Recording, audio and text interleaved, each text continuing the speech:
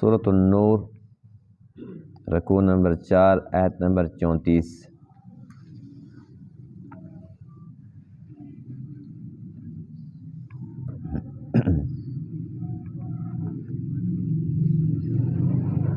اعوذ باللہ من الشیطان الرجیم،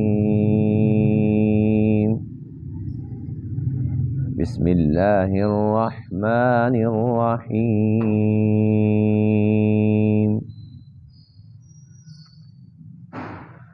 اللہ نور السماوات والارض، مثل نوره كمشكاة فيها مصباح، المصباح في زجاجة، الزجاجة كأنها كوكب دري يوقد من شجرة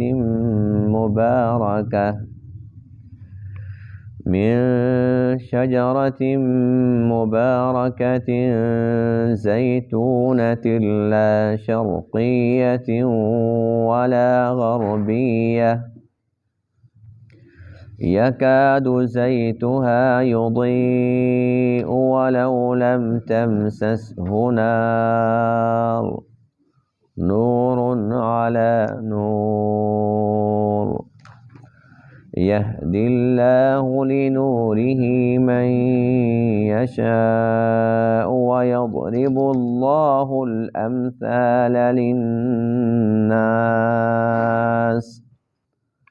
واللہ بکل شیء علیم۔ صدق اللہ العظیم۔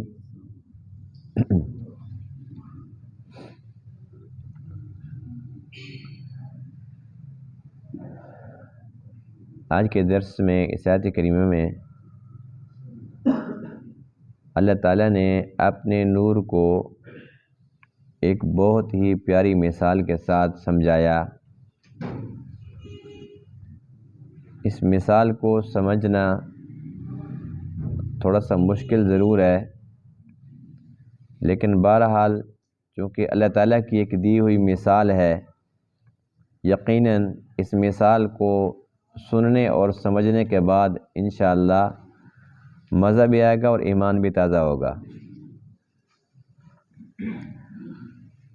یہ آیت اگرچہ ان آیات میں سے ہے جس کی تفسیر انتہائی مشکل ہے، اور اس کی ایک تفسیر نہیں بے شمار تفاسیر ہیں، لیکن ہم مختصر اس کی تفسیر کریں گے کہ کچھ بات سمجھ آ جائے۔ اللہ فرماتے ہیں کہ میں آسمانوں اور زمین کا نور ہوں۔ پھر اللہ تعالیٰ نے اپنے نور کو ایک مثال کے ساتھ سمجھایا کہ جس طریقے سے ایک طاق ہو، پھر اس کے اندر ایک چراغ ہو، اور پھر چراغ ایک شیشے کے اندر ہو، اور شیشہ اتنا چمکیلا ہو جس طریقے سے ایک چمکتا ہوا ستارہ۔ تو اس سے یہ پتہ چلتا ہے کہ وہ عام چراغ نہیں ہے بلکہ بہت زیادہ خاص چراغ ہے۔ پھر اس کے اندر جو تیل ہے وہ تیل بھی عام نہیں ہے، زیتون کا تیل ہے۔ اللہ فرماتے ہیں کہ وہ ایک بابرکت درخت سے نکلتا ہے زیتون، اور یہ ایسا درخت ہے زیتون کا درخت، نہ یہ مشرق میں ہے نہ مغرب میں ہے۔ اس کی جو اصل سرزمین ہے وہ سرزمین شام و فلسطین ہے۔ تو اللہ فرماتے ہیں کہ یہ ایک جب خاص شیشے کے اندر جو اتنا چمکتا ہوا، جیسے کہ ستارہ چمکتا ہے، اب ستارہ کتنا چمکتا ہے ہم سب جانتے ہیں نا، ستارے کہاں ہیں اور ہمیں کیسے نظر آ رہے ہوتے ہیں، اور کتنے یہ روشن ہوتے ہیں۔ تو ایسا چمکتا ہوا ایک چراغ چمکتے ہوئے شیشے کے اندر، اور اس کے اندر پھر تیل ہے، اتنا خالص ہے، اتنا خالص ہے، اللہ فرماتے ہیں کہ اگر اس کو جلاؤ نہیں تب بھی وہ روشنی دے۔ نور ہے نا، اگرچہ اس کو آگ نہ لگاؤ لیکن پھر بھی وہ چمکے، یعنی کہ وہ آگ نہیں ہے بلکہ ایک نور ہے۔ تو نور کی اپنی ایک روشنی ہوتی ہے۔ تو اللہ فرماتے ہیں کہ یہ جو نور ہے، اس نور کی طرف اللہ تعالیٰ جس کو چاہتا ہے ہدایت دیتا ہے۔ تو اس آیت کی تفسیر میں لکھا ہے کہ یہ نور نور ہدایت ہے، اور جو نور ہدایت ہے تو پھر اللہ تعالیٰ دے گا ہدایت، تو تب اللہ تعالیٰ کے نور کی طرف کوئی انسان چل سکے گا۔ اور جس کو اللہ تعالیٰ ہدایت دے دے اپنے نور کی، تو اس کا مطلب یہ ہوا کہ اللہ تعالیٰ نے اس کے دل کو منور کر دیا، اور جس کا دل ایمان سے، تقوی سے، اعمال صالحہ سے منور ہو جائے تو اسے اور کیا چاہیے۔ پھر اللہ فرماتے ہیں کہ یہ صرف نور نہیں ہے، نور علی نور ہے۔ نور علی نور کا مطلب یہ ہے کہ ایک تو اللہ تعالیٰ نے ایک اندر ایمان رکھا نا، ہر مومن کے دل کے اندر ایک ایمان ہے، ہمیں نظر تو نہیں آتا لیکن ہے یا نہیں ہے۔ پھر وہ جب دنیا کے اندر آتا ہے، پھر عقل و شعور کی عمر کو پہنچتا ہے، اس کے بعد اللہ تعالیٰ اس کی رہنمائی کرتا ہے اس نور کی طرف جو دل کے اندر پہلے سے رکھا ہوا ہے۔ تو یہ باطنی نور تھا، پھر یہ ظاہر کا نور، اس سے قرآن اور قرآن کے ساتھ احادیث، یہ ظاہری علوم ہے۔ قرآن اور حدیث کا یہ نور جب ساتھ ملتا ہے تو پھر یہ نور علی نور ہو جاتا ہے۔ تو اللہ فرماتے ہیں کہ ہم لوگوں کے لیے ایسی مثالیں بیان کرتے ہیں، اس کی جو حقیقت ہے وہ اللہ ہی بہتر جانتے ہیں کہ اصل حقیقت اس کی ہے کیا۔ اللہ نور السماوات والارض، اللہ تعالیٰ نور ہے آسمانوں کا اور زمین کا۔ مثل نورہ، اس کے نور کی مثال کمشکات، جیسے ایک طاق ہو، فیہا مصباح، اس میں مصباح ہو، چراغ ہو۔ المصباح فی زجاجہ، پھر وہ چراغ ایک شیشے میں ہے۔ الزجاجہ، تو شیشہ اتنا چمکدار ہے کأنہا کوکب دری، جیسے چمکتا ہوا ستارہ۔ یوقد من شجرۃ مبارکۃ زیتونہ، جو جلایا جاتا ہے ایک بابرکت درخت سے جو زیتون کا درخت ہے۔ لا شرقیۃ ولا غربیہ، نہ وہ مشرق میں ہے نہ وہ مغرب میں ہے۔ یکاد زیتھا، قریب ہے کہ اس کی روشنی، یضیء، وہ روشن ہو جائے، وہ روشنی دینا شروع کر دے۔ ولو لم تمسسہ نار، اگرچہ اس کو آگ نہ چھوئے۔ نور علی نور، یہ روشنی پر روشنی ہے، نور پر نور ہے۔ یہدی اللہ لنورہ من یشاء، اللہ تعالیٰ ہدایت دیتا ہے اپنے نور کی جس کو چاہتا ہے۔ وَيَضْرِبُ اللَّهُ الْأَمْثَالَ لِلنَّاسِ، اور اللہ تعالیٰ بیان فرماتا ہے مثالیں لوگوں کے لیے۔ وَاللَّهُ بِكُلِّ شَيْءٍ عَلِيمٌ، اور اللہ تعالیٰ ہر ایک چیز کو جاننے والا ہے۔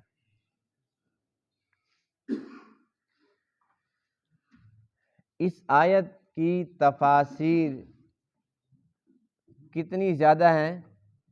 ایک مفسر قرآن نے باقاعدہ طور پر آیت نور کتاب لکھی، آیت نور، ایک یہی آیت لکھی اور اس کی 25 تفسیریں کی ہیں۔ کتنی؟ 25۔ ایک مفسر کی بات بتا رہا ہوں۔ اسی طریقے سے بے شمار مفسرین کرام نے مختلف کتابیں لکھی ہیں اس ایک آیت پر، کیونکہ یہ مشکلات میں سے ہے۔ بعض آیات ایسی ہیں، بعض احادیث ایسی ہیں کہ جن کو سمجھنا انسان کے لیے بہت ہی مشکل ہے۔ مثال کے طور پر اب حدیث پاک میں بھی ہے، اللہ تعالیٰ قرآن میں بھی فرماتا ہے کہ اللہ تعالیٰ کی پنڈلی ہے، قرآن میں ہے یوم یکشف عن ساق ویدعون الی السجود، جب ساق کی تجلی ہوگی، اللہ اپنی پنڈلی کھولے گا، جب اللہ کی پنڈلی کھولے گی پھر سجدے کی طرف بلایا جائے گا، اور سجدہ کرو۔ جو نماز نہیں پڑھتے تھے، دنیا میں سجدے نہیں کرتے تھے، وہ اس وقت سجدہ کرنا تو چاہیں گے لیکن کر نہیں سکیں گے۔ اب یہ اللہ کی پنڈلی کہاں سے آ گئی؟ اللہ تعالیٰ تو وجود سے بھی پاک ہے، جیسے انسان کے ہاتھ پاؤں سب کچھ ہے، اللہ کے بارے میں ہمارا یہ نظریہ نہیں ہے۔ اللہ تعالیٰ کیسا ہے؟ جیسا اس کی شان ہے، یہ ہماری سمجھ سے باہر ہے۔ تو جیسے یہ آیت ہے، اسی طریقے سے اور بھی کئی آیات ہیں جن میں اللہ کے ہاتھ کا تذکرہ ہے، ید اللہ علی الجماع، حدیث ہے کہ جماعت پر اللہ کا ہاتھ ہوتا ہے. تو کیسا ہاتھ ہے؟ جیسے انسان کا ہوتا ہے؟ نہیں، جیسے اللہ کی شان ہے، لیکن اللہ کا ہاتھ تو ہے. اسی طریقے سے جب بیعت رضوان ہو رہی تھی تو اللہ کا قرآن کہتا ہے لقد رضی اللہ عن المؤمنین اذ یبایعونک تحت الشجرہ. اے محبوب، اللہ تعالیٰ ان تمام ایمان والوں سے راضی ہو گیا. یہ صلح حدیبیہ کے موقع پر تقریباً 1400 صحابہ کرام تھے جو آپ کے ہاتھ پر بیعت ہوئے. اب وہ سب کے سب اپنے ہاتھ اللہ کے نبی کے ہاتھ کے اوپر رکھتے تھے اور بیعت کرتے تھے. موت کی بیعت تھی کہ جب تک عثمان کے خون کا بدلہ نہیں لیں گے تب تک مر تو سکتے ہیں لیکن واپس نہیں جائیں گے. اور اللہ فرماتے ہیں کہ ان تمام صحابہ کا ہاتھ آپ کے ہاتھ پر، ید اللہ فوق ایدیہم، اللہ کا ہاتھ ان سب سے اوپر. اب یہ 26ویں پارے میں اللہ کا ہاتھ قرآن سے ثابت ہو گیا، بے شمار احادیث سے ثابت ہے. تو ہم اس کی تشریح کے بارے میں کیا بات کر سکتے ہیں کہ اس کا کیسا ہاتھ ہے، اس کی کیسی پنڈلی ہے، اس کا چہرہ کیسا ہے، وہ عرش پر کیسے بیٹھتا ہے؟ جیسے انسان کرسی پر بیٹھتا ہے؟ نہیں، کما یلیق بشانی، جیسے اس کی شان کے لائق ہے. یہ انسان کو سمجھ نہ آنے والی باتیں ہیں. اس جہان کے اندر اللہ تعالیٰ نے انسان کو جو دماغ دیا وہ بہت چھوٹا ہے، اور اس کے اندر وہ صلاحیت نہیں ہے کہ وہ ان تمام چیزوں کا ادراک کر سکے. یہی وجہ ہے کہ اس دنیا کے اندر رہتے ہوئے تو موسیٰ علیہ السلام نے جب التجا کی رب ارنی انظر الیک، اللہ تیرے ساتھ کلام کرتا ہوں تو بڑا دل مچلتا ہے کہ تجھے دیکھوں، تیرا دیدار کروں. آڈیو کال ہوتی تھی نا، تو پھر ویڈیو کال کا تو اپنا مزہ ہوتا ہے نا. تو موسیٰ علیہ السلام نے التجا کی، ویڈیو کال کی کہ میں دیکھنا چاہتا ہوں، لائیو دیکھنا چاہتا ہوں، دیدار چاہیے. تو اللہ کیا فرماتے ہیں؟ لن ترانی، آپ ہرگز مجھے نہیں دیکھ سکتے، اس جہان میں نہیں دیکھ سکتے. اللہ کے نبی کو فرما رہے اللہ تعالیٰ، موسیٰ کلیم اللہ کو، اتنے برگزیدہ پیغمبر کو فرمایا کہ نہیں دیکھ سکتے. وَلَٰكِنْ انظُرْ إِلَى الْجَبَلِ، آپ پہاڑ کو دیکھیں. فَإِنِ اسْتَقَرَّ مَكَانَهُ فَسَوْفَ تَرَانِي، ہم اس پہ تجلی ڈالتے ہیں، اگر یہ برداشت کر لے گا پھر تو بھی کر لے گا. اگر یہ نہیں کر سکتا تو پھر یہ تو پہاڑ ہے، اب تو پھر انسان اس سے زیادہ کمزور ہو. فَلَمَّا تَجَلَّى رَبُّهُ لِلْجَبَلِ، جب اللہ تعالیٰ نے تجلی ڈالی، جَعَلَهُ دَكَّا، تو پہاڑ کو ریزہ ریزہ کر دیا. وَخَرَّ مُوسَىٰ صَاعِقًا، موسیٰ علیہ السلام بے ہوش ہو کر گر پڑے. تو دیکھو اس دنیا کے اندر موسیٰ علیہ السلام جیسا نبی دیدار کی تمنا کرتا ہے لیکن دیدار نہیں کرایا گیا، ایسی بات کہ نہیں ہے. لیکن جب ہمارے نبی کی باری آتی ہے، جب اللہ کی چاہت ہوتی ہے کہ میں اپنے محبوب کو اپنے پاس بلاؤں، تو پہلے جبرائیل کو بھیجے کہ جاؤ پہلے شق صدر کرو، پہلے سینہ کھولو، دل نکالو، اس میں انوارات بھرو، وہ کیپیسٹی ڈالو، وہ طاقت ڈالو، اتنی طاقت تو ہو کہ وہ یہ سب کچھ برداشت کر سکے. یہاں کا ماحول اور ہے، وہاں کا ماحول اور ہے. پھر وہ کیا ہوا کہ وہ سینہ کھولا گیا، پھر وہ انوارات، وہ تجلیات ڈالی گئی، وہ پاور اس کے اندر ڈالی گئی. ورنہ یہ تو وہ جگہ تھی جہاں آقا علیہ السلام تشریف لے کے گئے، جبرائیل کو بلایا کیا ہو، لیکن وہ فرماتے ہیں کہ سدرۃ المنتہی یہ میرا آخری مقام ہے، اگر بال برابر آگے بڑھوں گا تو جل کے راکھ ہو جاؤں گا. فرشتوں کا سردار، نوریوں کا سردار، وہاں آگ تو نہیں جل رہی تھی، ہاں آگ جل رہی تھی نہیں، انوارات اتنے زیادہ تھے، وہ کیپیسٹی نہیں تھی. وہیں بریک لگا دی، اس سے آگے میرا مقام نہیں ہے. آقا علیہ السلام آگے گئے کہ نہیں گئے؟ تو اسی طریقے سے یہ میں نے مثال عرض کی ہے کہ اللہ تعالیٰ نے جب اپنے پاس بلانا تھا پھر وہ طاقت ڈالی، اور اللہ تعالیٰ نے ایمان والوں کو یہ اعزاز بخشا ہے کہ جو مومن ہیں جب جنت میں جائیں گے، جنت میں جا کے یہی انسان جو ہم یہاں پر بیٹھے ہوئے ہیں، ہمارے اندر وہ طاقت نہیں ہے کہ اللہ تعالیٰ کا دیدار کر سکیں، لیکن جب اس جہان میں جائیں گے تو اللہ تعالیٰ ہر ایک مسلمان کے اندر، ہر مومن کے اندر وہ طاقت ڈال دے گا کہ وہ اللہ تعالیٰ کا دیدار کریں گے. پھر صحابہ نے پوچھا آقا کیسے دیدار ہوگا؟ بھی اللہ کا دیدار ہم کیسے کریں گے؟ فرمایا کہ 14ویں رات کے چاند کو دیکھتے ہو؟ فرمایا تو بالکل سامنے ہوتا ہے. فرمایا اللہ تمہارے سامنے ایسے ہی ہوگا، جیسے اس کو دیکھتے ہو کوئی شک نہیں ہے، ایسے تم اللہ کو دیکھو گے، ایسے اللہ تعالیٰ کا دیدار کرو گے. تو اس جہان کے اندر وہ چیزیں ہمارے اندر نہیں ہیں، یعنی ہر ایک انسان کے اندر نا اللہ تعالیٰ نے جو ایک طاقت رکھی ہے نا اس کو وہ محدود دی ہے. جیسے کہ مثال کے طور پر ایک کنڈا ہوتا ہے نا, وہ سنارے کے پاس ہوتا ہے, کام تو اس کا بھی وزن کرنا ہے. ایک ہوتا ہے جو لکڑیاں بیچتا ہے, اس کے پاس ہوتا ہے. ایک وہ اس کے اوپر پورا کا پورا ٹرک آ جاتا ہے, ٹرالی آ جاتی ہے گنوں والی بھری ہوئی آ جاتی ہے, اس کا وزن ہو جاتا ہے. ہیں تو سارے کے سارے وزن کرنے والے نا, لیکن کوئی بندہ سنارے کے پاس جائے اور لکڑیاں جائے موٹر سائیکل پہ گٹا سا کہتے یار تھوڑا وزن کرنا, وہ کیا کہے گا؟ کیپیسٹی نہیں ہے. ابھی خدا کا خوف کر, یہ تو تولہ 5 10 16 20 تولے تک کر سکتا ہے. وہ کہے گا یار تیرے کنڈا تو ہے نا, وہ کہے گا کنڈا ہے میرے بھائی, کنڈا ہے, وزن کرتا ہے, لیکن یہ محدود ہے, اس کا دائرہ کار محدود ہے. یہ تولوں میں کرتا ہے, کلو میں نہیں کرتا, منوں میں نہیں کر سکتا. اسی طریقے سے کوئی بندہ کہ لکڑی والے کے پاس جائے, ٹرالی لے کے اس کا وزن کرنا, وہ کہے گا خدا کا خوف کر, بھی اس میں تو موٹر سائیکل بھی نہیں آتا, ٹرالی کہاں سے رکھوں؟ تو جیسے ان کا ایک دائرہ کار ہے, ایسے ہی ہر ایک انسان کے اندر اللہ تعالیٰ نے دماغ کی طاقت اس کو دی ہے, لیکن وہ ایک محدود ہے, اس کا دائرہ کار محدود ہے, اس سے آگے کی پر اس کے اندر نہیں ہے.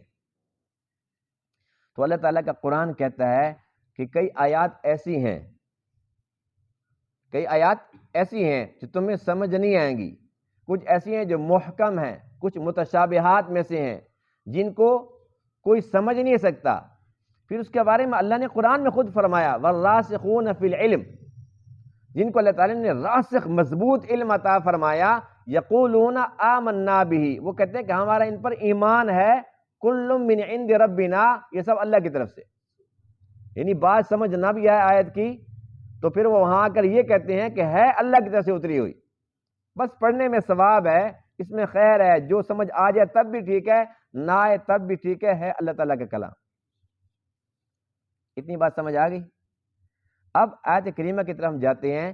اللہ فرماتے ہیں اللہ نور السماوات والارض, اللہ تعالیٰ آسمان و زمین کا نور ہے. اللہ تعالیٰ نے کتنے بڑے بڑے فقیہ, بڑے بڑے مفسر, بڑے بڑے محدث دنیا کے اندر بھیجے. الحمدللہ اللہ تعالیٰ کا احسان عظیم ہے, جنہوں نے ان کے اندر غوطے لگائے, موتی نکالے اور ہمارے سامنے رکھ دیے. اب ہم نے یہ بات پڑھی, ہم میں سے کسی کو بھی سمجھ نہیں آئی کہ ہاں اچھی بات ہے اللہ تعالیٰ آسمان و زمین کا نور ہے, ہم سب یہی کہیں گے نا. مفسرین کہتے ہیں یہ کیسی بات ہے, یہ ہماری سمجھ سے بالا تر ہے, اس لیے کہ زمین و آسمان تو حادث ہیں, یعنی اللہ تعالیٰ نے ان کو پیدا کیا ہے اور پھر اللہ تعالیٰ ان کو توڑ پھوڑ کر دے گا, ان کو پھر تبدیل کر دے گا. جب قیامت برپا ہوگی, نہ یہ زمین نہ آسمان سورج چاند ستارے سب چھٹی پہ چلے جائیں گے, اللہ تعالیٰ اور زمین لے آئے گا. یوم تبدل الارض غیر الارض, اللہ تعالیٰ اس زمین کو ختم کر دے گا اور زمین لائے گا. یہ قرآن کی باتیں ہیں. تو یہ زمین ہے, آسمان ہے, یہ حادث ہیں, یعنی کہ اللہ تعالیٰ نے ان کو پیدا کیا ہے اور یہ عارضی ہیں جب تک اللہ تعالیٰ کی چاہت ہے, جبکہ اللہ خود قدیم ہے, وہ تو حادث نہیں ہے, ہمیشہ سے ہے, ہمیشہ کے لیے ہے. تو زمین و آسمان ختم ہونے والے, اللہ ہمیشہ والا, تو ہمیشہ والا وہ ایک ختم ہونے چیز کے اندر نور کیسے ہو سکتا ہے؟ بات سمجھ آ گئی ہے؟ تو یہ بات اللہ تعالیٰ نے ان کو سمجھائی جو ہر بندہ نہیں سمجھ سکتا تھا. اب اس پر وہ کہنے لگے اچھا اس کا مطلب یہ ہوا کہ اللہ تعالیٰ آسمان و زمین کا نور ہے. نور کا معنی ہے منور, یعنی کہ ان تمام کو منور کرنے والا ہے. نور نہیں ہے بلکہ آسمان و زمین کا منور ہے, ان کو روشن کرنے والا ہے. یہ ایک تفسیر ہے. تو اس طریقے سے 25 تفسیریں ایک مفسر نے لکھ دی ہیں اور 20 تفاسیر 20 مفسرین کرام نے لکھ دی ہیں. لیکن ہمارے سمجھنے کے بعد ہم نے تو اس کو آسان طریقے سے سمجھنا ہے تاکہ ہر ایک بندہ جو عام ہے, جو بہت زیادہ عربی بھی نہیں جانتا اور بہت زیادہ علوم بھی نہیں جانتا, لیکن وہ اس کو سمجھ پائے. تو اس سلسلے میں اب ہم دیکھتے ہیں کہ جو لفظ نور ہے, اب اللہ تعالیٰ نے قرآن کے بارے میں فرمایا وَأَنزَلْنَا إِلَيْكُمْ نُورًا مُبِينًا, ہم نے تمہاری طرف ایک واضح نور اتارا. اس پہ سب مفسرین فرماتے ہیں کہ اس سے مراد قرآن ہے, یعنی کہ جو قرآن ہے یہ نور ہے. نور ہے یا نہیں ہے؟ اب اللہ فرماتے ہیں اِنَّا أَنزَلْنَا التَّوْرَاةَ فِيهَا هُدًى وَنُورٌ, بے شک ہم نے تورات کو نازل فرمایا اور اس کے اندر ہدایت اور نور ہے. یعنی قرآن بھی نور, تورات بھی نور. پھر اسی طریقے سے اللہ فرماتے ہیں انجیل کے بارے میں وَآتَيْنَاهُ الْإِنجِيلَ فِيهِ هُدًى وَنُورٌ, اور ہم نے ان کو یعنی عیسیٰ علیہ السلام کو انجیل عطا فرمائی اور اس کے اندر ہدایت اور نور ہے، یعنی کہ اللہ کا کلام، اللہ نے تو اتارا قرآن کو، یہ تو اللہ کا کلام ہے، لیکن تورات اور انجیل یہ اللہ کا کلام نہیں ہے، لیکن اللہ کی طرف سے اتری ہوئی کتابیں ہیں، اللہ نے ان کو نازل فرمایا ہیں، آسمانی کتابیں۔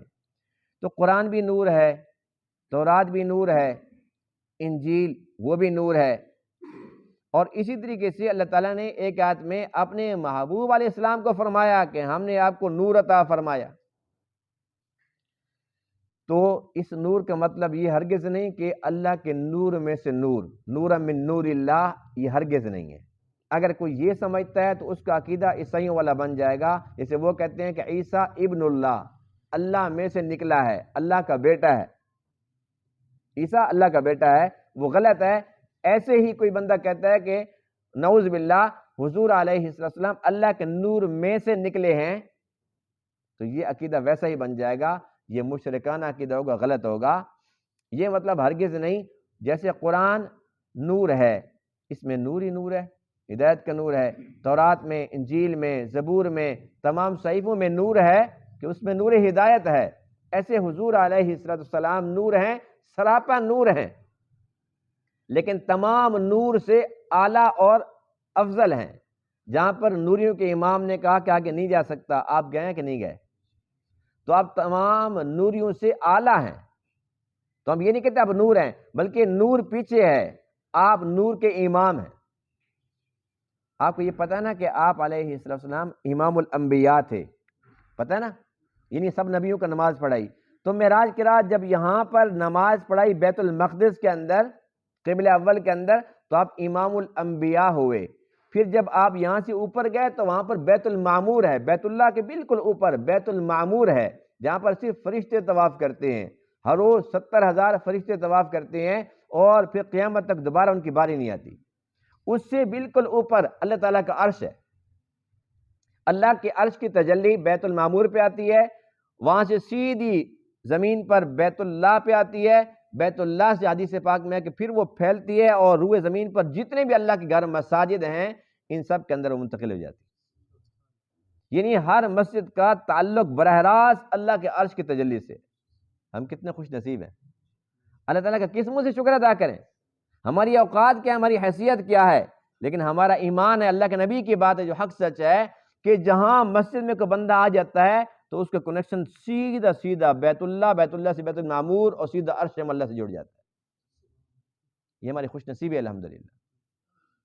تو وہاں جا کر آقا علیہ السلام نے فرشتوں کو نماز پڑھائی، تو آپ امام الملائکہ ہوئے، یعنی نبیوں کے بھی امام ہیں، فرشتوں کے بھی امام ہیں، سب سے اعلیٰ اور ارفع ہیں، لیکن اللہ کے نور میں سے نکلے ہوئے نہیں ہیں، کیونکہ اللہ کا نور صرف اللہ کا نور ہے، اس میں سے کوئی چیز نکل نہیں سکتی، کیونکہ خالق اور مخلوق یہ الگ الگ ہے۔ اگر خالق مخلوق کے اندر فرق ختم کر دو تو پھر کون سا ایمان، کون سا اسلام، کون سی توحید؟ تو اس لیے اللہ اللہ ہے، اس جیسا کوئی نہیں ہے۔ تو اللہ کیا فرماتے ہیں کہ آسمان و زمین کا نور ہوں، یعنی آسمان و زمین کو منور کرنے والا ہوں۔ مثل نور ہی، آپ فرمایا کہ جو میرا نور ہے اس کی مثال ایسے جیسے ایک طاق ہو، پھر اس کے اندر چراغ ہو، پھر چراغ شیشے کے اندر ہو۔ اب مفسرین فرماتے ہیں کہ یہ مشکات کیا ہے، جو طاق ہے، یہ طاق کیا ہے؟ یہ مومن کا سینہ ہے۔ کیا چیز ہے؟ مومن کا سینہ۔ اور پھر فیہا مصباح، طاق کے اندر چراغ ہے، طاق کے اندر چراغ ہے۔ تو جس طریقے سے مشکات یہ سینہ ہو گیا، اور سینے کے اندر پھر مصباح یہ دل ہے، یہ چراغ ہے۔ اور پھر اس کے بعد یہی وجہ ہے کہ اب یہ جو اندر ہے، ایک تو عام انسانوں کا دل ہے، جو ایمان والے ہیں ان کا دل ہے، ایک ہے کہ حضور علیہ السلام کا مبارک دل۔ یہی وجہ اللہ فرماتے ہیں کہ پھر جب اللہ کے نبی کی بات، اللہ کے نبی کے دل کو مراد لیتے ہیں، اس کا مطلب یہ ہوا کہ اللہ کے نبی کا جو مبارک سینہ ہے وہ مشکات ہے، اس میں مصباح و آقا علیہ السلام کا دل ہے، اور اس کے اندر پھر وہ جو نور ہے، اس کے اندر جو روشنی ہے، فرمایا کہ وہ تیل یوں سمجھ لو کہ جیسے زیتون، چونکہ زیتون ایک بابرکت درخت ہے، جس کو قرآن میں، حدیث میں اس کو بابرکت قرار دیا گیا ہے، فرمایا کہ لا شرقیہ ولا غربیہ، نہ وہ مشرق میں نہ مغرب میں ہے۔ اللہ کے نبی کہاں تھے؟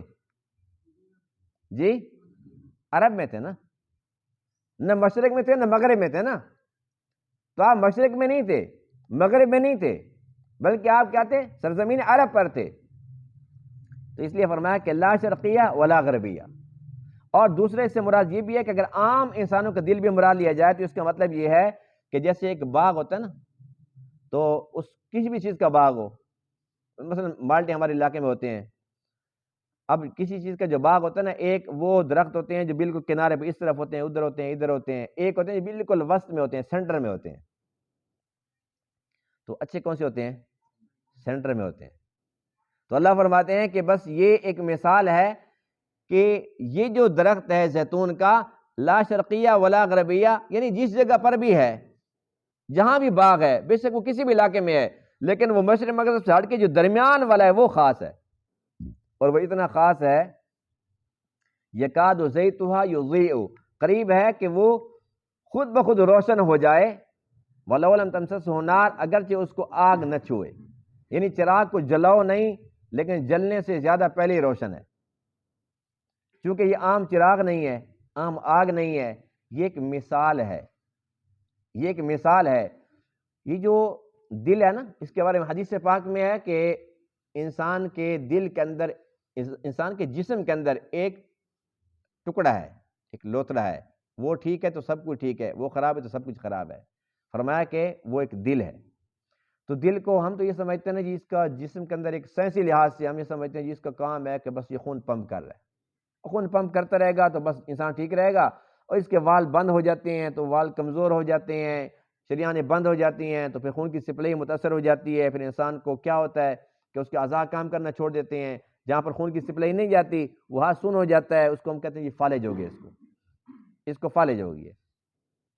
تو سائنسی لحاظ سے تو دل کو صرف اتنا خیال کیا جاتا ہے کہ جو دل ہے نا جی، بس اس کا کام فقط اتنا ہے کہ یہ ایک پمپ ہے، اس کا کام یہی ہے کہ یہ دھڑکتا رہتا ہے، یہ صرف اور صرف خون کی سپلائی کرتا ہے پورے جسم کو۔ یہ بات سچ ہے، غلط نہیں ہے، لیکن اس کو اگر ہم دیکھتے ہیں شرعی نقطہ نظر سے، یہ ہے صرف سائنس کی بات، شرعی نقطہ نظر سے دیکھتے ہیں تو اولیاء کرام جو اللہ کے نبی کی تعلیمات کو سب سے زیادہ جانتے ہیں، ان کے پاس جب کوئی بندہ جاتا ہے تو سب سے پہلے وہ دل پہ نگاہ ڈالتے ہیں۔ کہاں ڈالتے ہیں نگاہ؟ اور سب سے پہلے اصلاح کس چیز کے کرتے ہیں؟ اور ہم سمجھتے ہیں کہ یہ خون سپلائی کر رہا ہے، وہ کہتے ہیں نہیں، اس کے اندر جو ہے نا بڑی بیماری ہے، حسد چھپا کھڑا ہے، اس کے اندر خود پسندی چھپی کھڑی ہے، اس میں غیبت کی بیماری چھپی کھڑی ہے، اس میں تکبر کی بیماری چھپی کھڑی ہے، اس کے اندر ہوس چھپا کھڑا ہے۔ وہ بیماریاں ہمیں نظر نہیں آتی نا، لیکن ڈاکٹر کے پاس جاتے ہیں نا تو وہ ایک فارمیلٹی پوری کرتا ہے جی، وہ لگاتے ہیں، ہاں اچھا ٹھیک ہے، سانس اوپر کرو نیچے کرو، لیکن مریض کو دیکھتے وہ سمجھ آتا ہے کہ اس کے پھیپھڑوں کا مسئلہ ہے، اس کے گردے کا مسئلہ ہے، سب سمجھ آتا ہے وہ۔ تو اللہ تعالیٰ نے اپنے ولیوں کو یہ طاقت بخشی ہے، صفائے قلب کی وجہ سے اللہ تعالیٰ نے ان کے باطن کو ایسا منور کر دیا ہے کہ جب وہ بندے کو دیکھتے ہیں تو اندر سے وہ دیکھ لیتے ہیں کہ اس کے اندر دنیا ہے کہ دین ہے، دنیا کی آخرت ہے، اس کا دل پاک صاف ہے یا سیاہ ہے، وہ سب کو دیکھ لیتے ہیں۔ یہ وجہ ہے کہ آقا علیہ السلام کیا فرماتے ہیں کہ جب ایک مومن سے گناہ ہو جاتا ہے اس کے دل پر سیاہ نقطہ لگ جاتا ہے، اور فرمایا کہ اگر وہ توبہ نہیں کرتا پھر گناہ کرتا ہے ایک اور لگ جاتا ہے، یہاں تک کہ گناہ کرتا رہتا ہے اس کا دل مکمل سیاہ ہو جاتا ہے۔ بتاؤ آج تک کسی ڈاکٹر نے جس کے پاس جدید آلات ہیں، جدید مشینری ہیں، وہ مشینری لگا کے کسی نے کہا اس کا تو سارا دل کالا ہے، یہ تو دل جلا ہوا ہے اس کا؟ کسی نے کہا؟ کیا اللہ کے نبی کی بات غلط ہے؟ بتائیے، اللہ کے نبی کی بات سچی ہے کہ جھوٹی ہے؟ جب ایک بندہ گناہ کرتا ہے تو دل کالا ہے، نظر آئے یا نہ آئے، لیکن ہے۔ اللہ کے نبی فرما رہے ہیں کہ ہے تو وہ ہے۔ تو بات یہ ہے جن کے پاس آنکھیں نہیں ہیں وہ دیکھیں گے کیسے؟ حضور علیہ السلام فرماتے ہیں جب تم وضو کرتے ہو، ہاتھ دھوتے ہو، ہاتھوں کے گناہ گر جاتے ہیں، دھل جاتے ہیں، ختم ہو جاتے ہیں۔ جب کلی کرتے ہو تو منہ سے گر جاتے ہیں، جب ناک پانی لیتے تو ناک سے گر جاتے ہیں، چہرہ دھوتے ہو چہرے سے۔ اب یہ چیز ہمیں تو نظر نہیں آتی، تو کیا کہیں گے اللہ کے نبی کی بات غلط ہے؟ نہیں، وہ ٹھیک ہے، ہمارے پاس وہ آنکھ نہیں، ہم تو اندھے ہیں۔ اب اندھے کو کیا پتا کہ یہ سامنے کیا ہے جب اس کی آنکھ ہی نہیں ہے؟ تو اس معاملے کے اندر ہم سب کے سب اندھے ہیں، ہمارے امام اعظم ابو حنیفہ رحمہ اللہ کے بارے میں لکھا ہے کہ جب وہ دیکھتے تھے کہ ایک بندے نے وضو کیا، اچھا یہ غیبت جا رہی ہے، یہ بد نظری جا رہی ہے، وہ دیکھتے تھے گناہوں کو، پھر اللہ تعالیٰ سے دعا کہ یا اللہ لوگوں کے پردے فاش نہ کر میرے سامنے، بس یہ کیفیت ختم کر دے۔ اللہ تعالیٰ ایسے لوگوں کو بہت اعلی ظرف عطا فرماتے ہیں۔ ہم جاتے ہیں اولیاء کرام کے پاس، اب وہ دیکھ لیتے ہیں کہ یہ کیا لے کے آیا بیٹھا ہے، نام کہتے ہیں جی بس یہ ہمارے لیے دعا کر دیں، اللہ میری آخرت اچھی کر دے، کہتے ہیں اندر سے دنیا لینے آیا ہوا تھا، اس کے حالات خراب ہیں، قرضہ چڑھا ہوا ہے، یہ دنیا مانگنے آیا ہوا۔ اللہ والے جو ہوتے ہیں نا اس کام کے لیے نہیں بیٹھے، یہ میری بکری بیمار ہے جی گڑ دم کر کے دے دو جی، یہ میری گائے جی دودھ نہیں دیتی جی تھوڑی سی یہ چینی دم کر کے دے دو۔ ہمارے تو یہ سمجھ رکھا ہے یہ ڈرامہ بازی ہے۔ یہ اللہ والے انسان کو اللہ کے ساتھ ملانے کے لیے بیٹھے ہوئے ہیں، یہ ہمارے روحانی طبیب ہیں، ڈاکٹر ہیں۔ جتنی دل کی مہلک خطرناک قسم کی بیماری ہیں ان کے یہ معالج ہیں۔ ہم ان کو یہ نہیں بتاتے جی میرے اندر یہ بیماری ہے کہ میں تکبر ہے، میں کیا کروں، کیسے ٹھیک ہو جاؤں، یہ تو ہم اس کو چھپاتے ہیں۔ یہی وجہ ہے کہ ہمیں ہر ایک بندہ برا نظر آتا ہے لیکن خود ہم اچھے ہیں، حالانکہ ہونا یہ چاہیے کہ ہم اپنے عیوب کو تو جانتے ہیں، دوسروں کے عیوب وہ ہم سے بالکل اوجھل ہمیں پتہ ہی نہیں ہے، لیکن پتہ نہیں ہونے کے باوجود بھی اس میں تو یہ ہے، اس میں یہ ہے، اس میں یہ ہے، اور خود ولی اللہ بنے ہوئے ہیں۔ تو عرض کرنے کا مقصد یہ ہے کہ جو دل ہے یہ صرف یہ گوشت کا ٹکڑا نہیں ہے، حقیقت اگر اس کی انسان سمجھنے کی کوشش کرے تو آسان لفظوں میں ہم کہہ سکتے ہیں کہ جو مومن کا دل ہے یہ بیت اللہ شریف ہے۔ کیا ہے